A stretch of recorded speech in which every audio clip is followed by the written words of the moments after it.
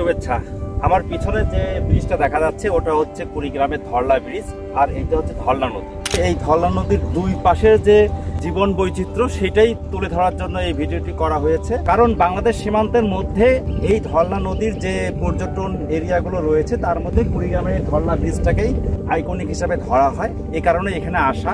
তো চলুন শেষ পর্যন্ত আমরা দেখতে থাকি এই ধরলা নদীর দুই পাড়ের যে জীবনযাত্রা, জীবন মান কেমন সেটা আমরা খুঁজে আনার চেষ্টা করি এই ভিডিওর মধ্য দিয়ে।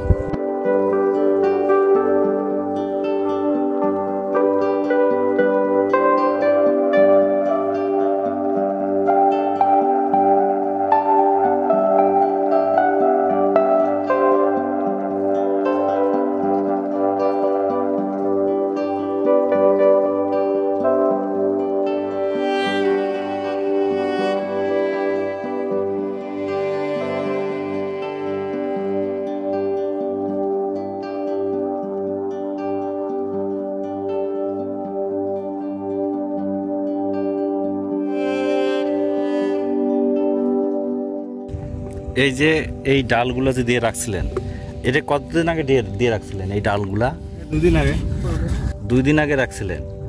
এর মধ্যে মাছ আটকায় থাকে নাকি? তারপর আপনারা জাল দিয়ে এই মাছগুলো নিয়ে আসেন। এখানে কতটুক মাছ আসতে পারে? Half KG 1 KG 1 KG.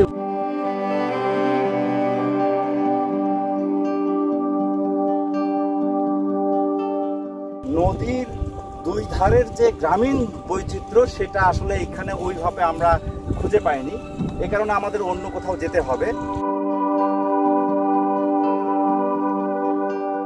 প্রায় 7 কিলো 5 কিলো দূরের মধ্যে হলো নদী ভাঙনের পরিমাণটা বেশি। পানি কম থাকলেও তারপরে এখনোই নদী ভাঙন দেখা যাবে, ওখানে চিত্র দেখা যাবে। তো আমরা এখন এখান থেকে চলে যাব মুঘল ভাষা ঘাট, এই ধরলা নদীরই আরেকটি ঘাট। সেখান থেকে আমরা চলে যাব হচ্ছে ওই বেগমগঞ্জের আশেপাশে। সেখানে গেলে আমরা জীববৈচিত্র্য এবং পাশাপাশি নদী ভাঙনের সবকিছু দেখতে পাবো।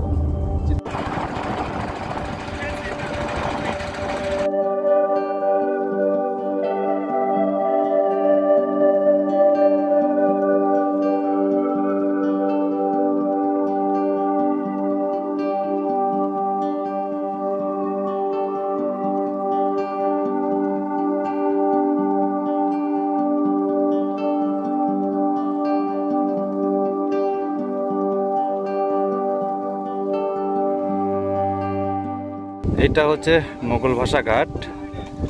এই নদীতে করে আমরা এই দিকে সোজা চলে যাব বেগমগঞ্জ খেয়া ঘাটে।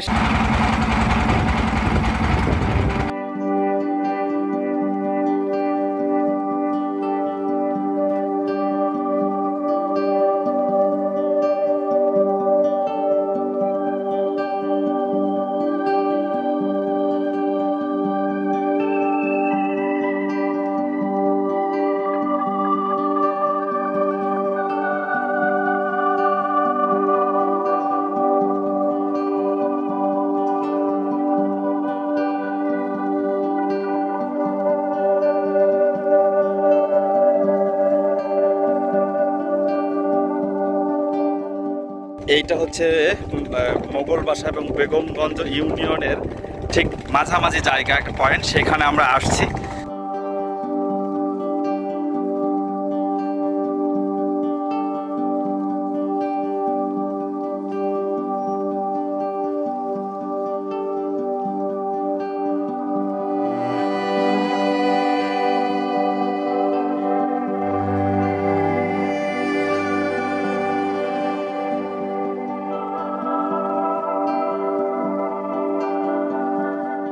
ড্রেজিং করার কারণটা কি?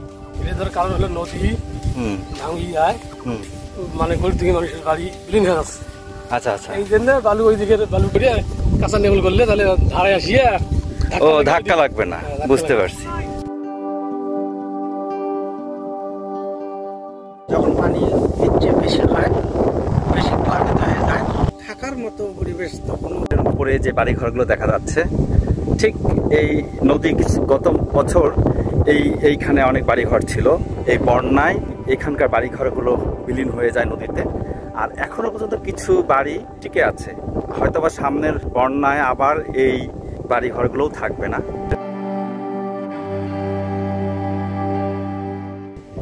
এখানে কোন স্কুলে পড়ো তুমি? এই তোমার বাসা কোথায়?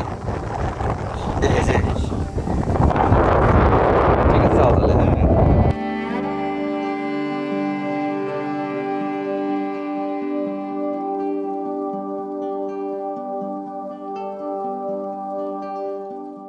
মানে এই যে পানিটা আছে এখন নদীর, এই বন্যার সময় এখানে উঠে আসে না?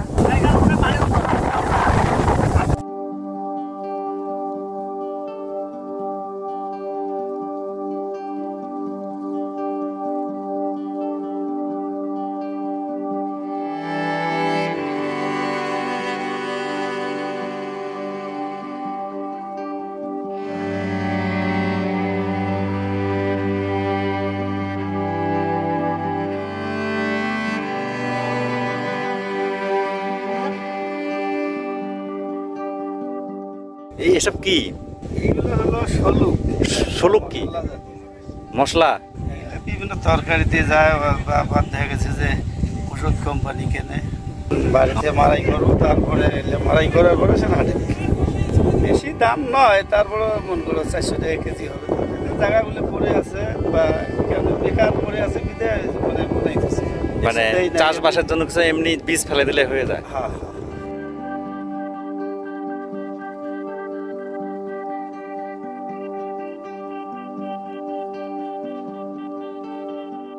আগে বাড়ি ছিল, কিন্তু নদীতে চলে গেছে না এমনি ভাঙছে বাড়ি?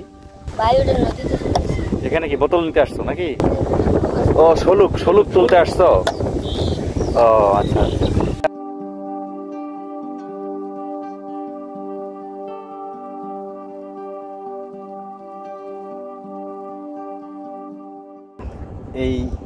এই দিক দিয়ে কিছু দূর সামনে গেলেই হচ্ছে ব্রহ্মপুত্র, অর্থাৎ সামনে ব্রহ্মপুত্র এবং ধলা নদীর মোহনা।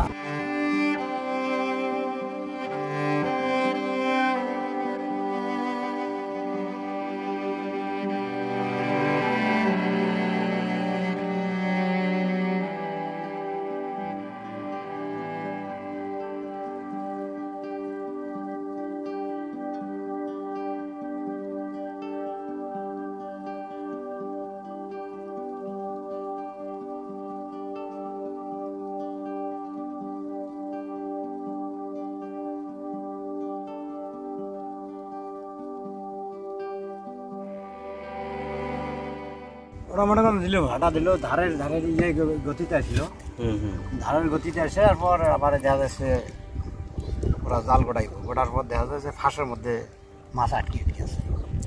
ওইটাকে কি জাল বলে? ফাঁসি জাল। এটা হচ্ছে হলো মানে বর্ষি সিস্টেম।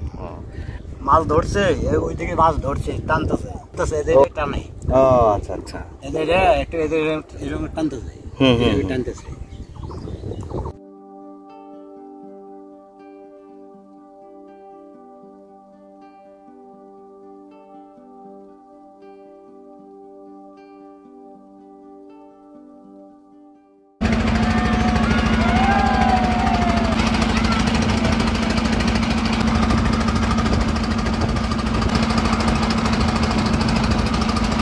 আমরা মোগলবাসা নৌকাঘাটে আবার চলে এসেছি। সবকিছু মিলিয়ে এই ভিডিওটি কেমন লাগলো কমেন্টস করে জানাবেন। সকলকে ধন্যবাদ।